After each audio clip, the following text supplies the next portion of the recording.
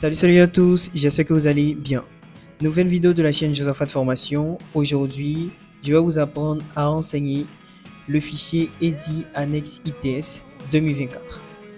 Alors pour ceux qui ne connaissent pas ce fichier-là, c'est en fait un élément fondamental pour pouvoir faire nos différentes déclarations ITS. Donc voici en quelque sorte ce fichier-là, c'est comme ça qu'il va apparaître chez vous, si vous l'avez déjà. Maintenant, pour les personnes qui ne l'ont pas encore, je vais le mettre dans la description. De cette manière-là, vous pourrez télécharger le fichier EDI Annex ITS. Donc, pour renseigner ce fichier-là, c'est très simple. Et c'est ce qu'on va voir maintenant. Donc, le premier élément à renseigner ici, ce sera le code impôt. Alors ici, comme vous pouvez le voir, c'est marqué ITS. Ce qui va renvoyer ici à l'impôt sur le traitement des salaires, secteur privé. Donc si vous restez avec code impôt ITS, ce sera pour le secteur privé. Si vous cliquez là, vous allez vous rendre compte qu'il y a deux autres éléments juste en dessous. Donc il y a ITS pub et ITS para. Si vous cliquez sur ITS pub, vous allez avoir impôt sur le traitement des salaires, secteur public. Donc on passera du secteur privé au secteur public ici. Maintenant, si vous cliquez sur ITS para, ce sera pour le secteur parapublic. Voilà. Moi, en ce qui me concerne, moi je suis au niveau du secteur privé. Donc je vais plutôt prendre ici ITS comme code d'impôt. Et quand c'est bon, je vais descendre à ce niveau-là. Et je vais avoir le NCC. Donc là, je vais renseigner le numéro de compte contribuable de mon entreprise. Donc c'est la même chose que vous allez devoir faire. Ici, vu que c'est un exemple que je suis en train de faire avec vous pour vous montrer comment renseigner votre fichier, je vais plutôt prendre des codes au hasard, donc des numéros au hasard. Je crois que c'est 7 lettres ici pour le NCC. Donc je vais compter avec ici 1, 2, 3, 4, 5, 6, 7. Donc après les 7 chiffres, on ajoute une lettre. Donc là j'ai 1, 2, 3, 4, 5, 6 et 7. Donc je vais ajouter comme lettre Z ici. Voilà. Et quand c'est bon, je vais descendre là et sera au niveau de l'exercice. Donc en cliquant ici, on aura plusieurs options 2024, 2023 jusqu'à 2020. Donc vous allez devoir cliquer sur l'année pour laquelle vous faites votre déclaration. Donc si c'est au niveau de l'année 2024, vous allez cliquer sur 2024. Si c'est 2023, ce sera 2023. La déclaration que moi je vais effectuer dans mon exemple, c'est une déclaration pour l'année 2024. Donc je vais cliquer ici sur 2024. Voilà. Donc mon exercice sera l'exercice 2024. Après ça, je vais descendre ici au niveau de mois d'imposition. Donc le mois d'imposition va renvoyer au mois pour lequel vous voulez faire votre déclaration. En cliquant ici également, vous allez avoir les différents mois qui existent. Donc de janvier jusqu'à décembre. Donc là, je vais choisir le mois pour lequel je vais faire ma déclaration. Actuellement, nous sommes au niveau du mois d'octobre. Donc je vais prendre ici octobre. Voilà, pour dire que c'est la déclaration du mois d'octobre que je vais effectuer. Donc quand c'est bon, je vais descendre là. Voilà. Et maintenant renseigner les informations pour mon ou mes salariés. Donc parmi les informations à renseigner juste en dessous, le premier élément c'est le numéro CNPS. Donc ici je vais faire pareil, je vais rajouter des chiffres au hasard qui vont correspondre à mon numéro CNPS. Ou je dirais au numéro CNPS de mon salarié. Donc voilà. Donc, je vais considérer que ça c'est mon numéro CNPS.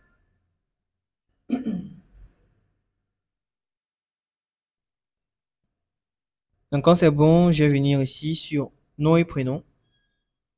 Et là, je vais rajouter le nom et les prénoms ou le prénom de mon salarié. Comme c'est un exemple, je vais prendre le nom de la chaîne. Donc, Josaphat, tiré de 8, formation. Voilà, Josaphat formation. Et quand c'est bon, je viens ici sur le type de travailleur. Donc, pour le type de travailleur, on me donne ici deux options, soit salarié ou soit main-d'œuvre occasionnelle. Donc, vous avez le choix entre les deux éléments. Moi, je vais prendre ici salarié.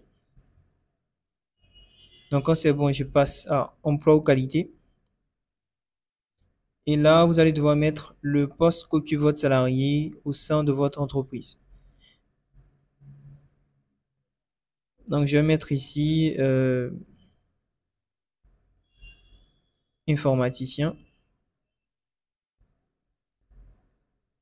Voilà, comme exemple, informaticien. Quand c'est bon, je vais passer maintenant au code emploi. Donc, au niveau du code emploi également, j'ai des options qui me sont données ici. Donc, on me donne DR, CS, AM, etc., etc. Donc, pour ceux qui ne savent pas ce que représentent ces différentes lettres-là, on vous donne ici un tableau. Voilà, juste ici, qui vous donne la définition de tous ces différents éléments que vous retrouvez ici. Donc, de tous les différents codes d'emploi. Donc, pour le DR, c'est le directeur, CSC4 supérieur, CM4 moyen, EQ employé qualifié, EN employé non qualifié, OQ ouvrier qualifié, ON ouvrier non qualifié et A qui va représenter autre. Voilà. Donc moi, ce que je vais faire ici, je vais prendre ici CS. Voilà, pour dire que mon salarié est au niveau des cadres supérieurs. Quand c'est bon, je viens ici, au niveau du régime général ou agricole. Donc là également, on me donne des options, donc des lettres. G qui va envoyer à régime général et A qui va envoyer à régime agricole. Donc si vous êtes au niveau du régime général, vous allez prendre G ici. Si c'est régime agricole, ce sera A. À mon niveau, mon salarié au niveau du régime général, donc c'est G. Quand c'est bon, je passe à l'élément qui suit, qui concerne le sexe.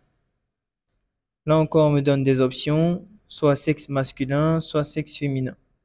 Donc à partir des deux lettres, vous allez choisir le sexe de votre salarié. Donc là, ce sera sexe masculin. Donc quand c'est bon, je passe à nationalité ici. Pour la nationalité également, on me donne des options. Donc différentes lettres ici. Donc au niveau du tableau là, on me donne la définition de ces différentes lettres là. Donc pour le I, c'est ivoirien. Le AA, c'est autre africain. Le F, c'est français. SL, c'est syrien ou libanais. Et A, c'est autre. Voilà. Donc ici, mon salarié, il est ivoirien. Donc je vais rester avec I là. Quand c'est bon, je viens là. Au niveau de local ou expatrié. Donc ici, on veut savoir en fait si le salarié est un salarié local ou bien c'est un expatrié. Là encore, on me donne des différentes lettres. Deux lettres. Donc la lettre L pour local et la lettre E pour expatrié. Mon salarié il est ivoirien, donc c'est un salarié local. Donc je prends L ici. Quand c'est bon, je tombe sur situation de famille la plus favorable au 1er janvier ou au 31 décembre. Pour le premier élément ici, on me demande l'état civil. Le deuxième, c'est le nombre d'enfants. Donc d'abord, au niveau de l'état civil, on me donne des options encore, soit CMDV. Donc C qui va envoyer un célibataire, M marié, D divorcé et V pour veuf ou veuve. Mon salarié il est célibataire, donc ce sera C ici. Voilà. Donc là, comme j'ai dit, c'est le nombre d'enfants à charge. Mon salarié n'a pas d'enfant, donc ce sera 0. Quand c'est bon, on me demande ici le nombre de parts. Donc, le nombre de parts sera lié à la situation que vous avez, mieux que vous aurez renseigné ici. Donc, célibataire, au niveau du code du travail, euh, pour les parts, lorsque le salarié est célibataire, ça prend une part. Euh, pour le nombre d'enfants, lorsqu'il a un enfant qui est célibataire, ça passe à deux parts. Donc ici, comme mon salarié n'a pas d'enfant, ce sera une part. Donc s'il avait un enfant, ça allait passer à deux parts ici. Voilà.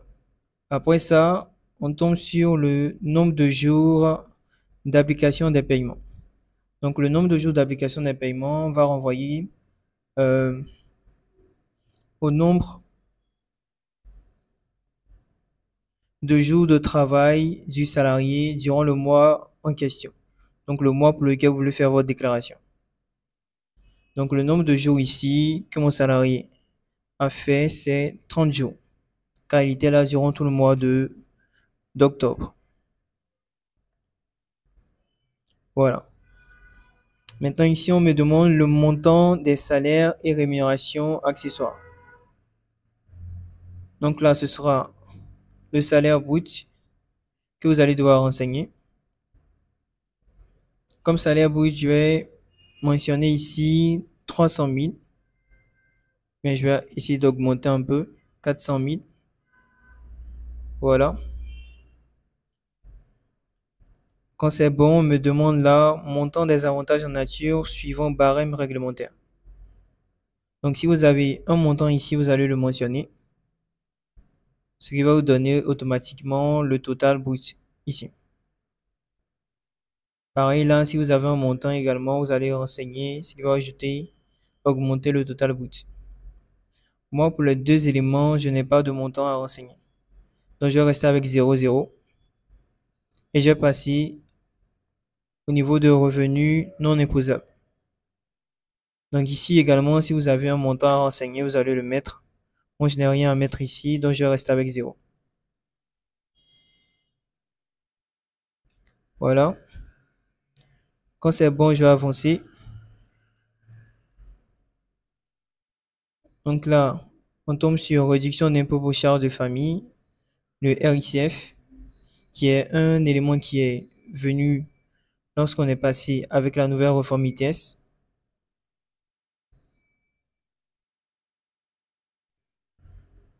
Et ici, au niveau du RICF, il est généré en fonction du nombre de parts. Donc, lorsque le salarié a une part, le montant au niveau du RICF est de 0. Donc ici, si j'essaie d'augmenter la part, je passe à 1,5 parts, ça va passer à 5500 ici. Si j'augmente encore 3 parts, on passe à 22 000. Donc vous voyez, au fur et à mesure que vous augmentez le nombre de parts, la réduction d'impôt pour charges de famille augmente également. Donc je vais revenir avec une part pour mon salarié. Donc ce qui va me redonner les 0 que j'avais auparavant. Donc après la réduction, ici on est au niveau de l'ITS salarié. Et le premier élément, c'est le boot. Donc le boot est de 60 000. Donc lui, il est généré à partir de la rémunération boot imposable. Donc c'est à partir de ça que mon boot ici est généré. Donc le boot, on me donne ici 60 000 francs. Maintenant, pour les personnes qui se demandent comment avoir le total au niveau de la réduction ou bien au niveau du boot ici, c'est à partir de là, de cette partie-là, que vous allez pouvoir voir les différents totaux. Juste au-dessus ici. Donc, si vous aviez plusieurs salariés, essayez de mettre un montant comme ça. juste en bas. C'est d'étaler les 400 000. Voilà. Donc, les 400 000 allaient se répéter ici, mais le total allait apparaître juste au-dessus ici. 1 600 000, 240 000, 240 000. Donc, c'est ici qu'on allait avoir les différents totaux.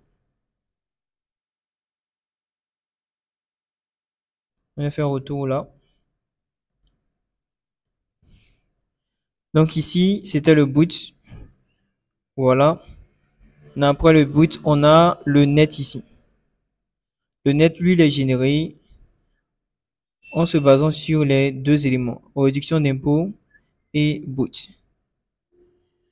Donc, on allait faire le boot ici, moins la réduction d'impôt, ce qui allait nous donner le net là. Donc, si j'essaie de modifier, vous allez voir. Donc, ça va faire 60 000 moins 22 000, ce qui me donne au niveau du net 38 000.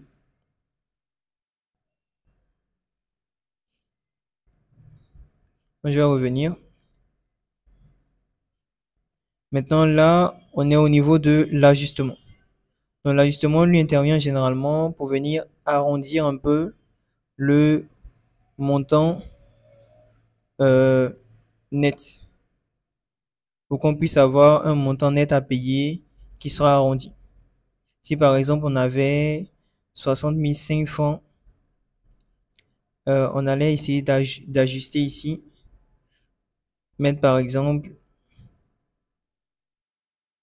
45 francs ici, ce qui allait nous donner 50 francs, 60 000, 50 francs ici. Donc ça allait faire les 45 francs plus les 5 francs au niveau des 60 500 francs, ce qui allait nous donner 60 050 francs. Donc ça allait ajuster un peu le montant au niveau du net à payer. Mais là, on n'a pas d'ajustement à faire car le montant est déjà arrondi. Donc on reste avec 0 au niveau de l'ajustement. Ce qui nous donne au niveau du net à payer 60 000 francs. Donc c'est ce montant-là que vous allez devoir payer pour votre salarié. Bon, on va dire c'est ce montant-là que le salarié devra payer.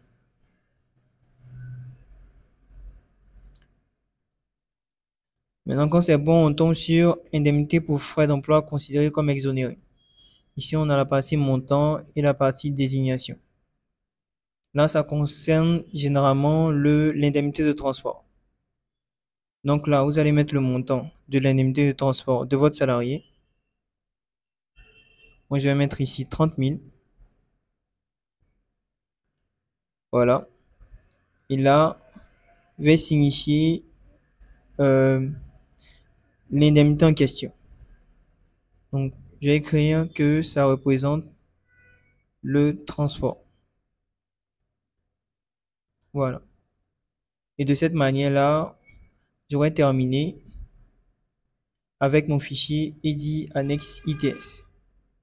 Vu que tous mes éléments, voilà, sont renseignés. Ok, c'est donc tout pour cette vidéo. J'espère qu'elle vous a plu. Si c'est le cas, n'hésitez pas à mettre un like, à vous abonner à la chaîne et activer la cloche de notification pour être alerté des prochaines vidéos de cette chaîne YouTube. Juste à côté, je vous mets la vidéo de l'impôt sur les traitements et salaires, la vidéo de la déclaration. Donc, je vous dis à tout de suite pour cette vidéo.